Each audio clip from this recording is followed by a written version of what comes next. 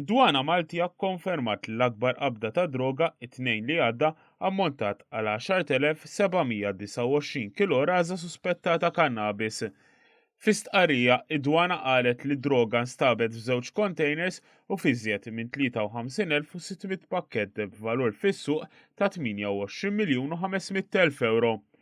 Ġie kkonfermat ukoll li fiż-żewġ containers l-oħra ma nstabet l-ebda droga.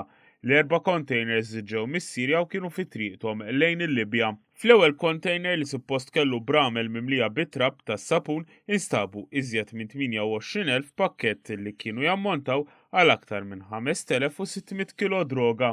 Fit-tieni container instabu ftit iżjed minn 25,000 pakkett biżjed minn 5,000 kilo droga. One News huwa infurmat li minkejja li droga għadha ma ġietx eżaminata fil-laboratorji mill-esperti tal-qorti, l-ewwel testijiet li ttieħdu minn fuq il-post juru li s-sustanza hi verament reżina tal-kannabis. Id-Direttur Ġenerali ta' Dwana Maltija Joe Ketkuti qal li din l-akbar sejba ta' droga f'Malta ir-riżultat ta' investiment fit-tagħmir fin-nies u s-sistemi.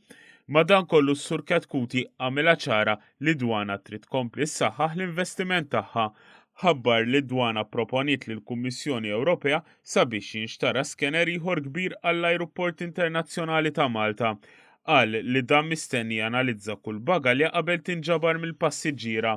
Is-Sur Ketkuti taħaj lill-Pulizija mill-iskwadra ta' kontra drogi li assistew li dwana Maltija flimkien mal-uffiċjali tas-sigurtà tal-Port Ħieles.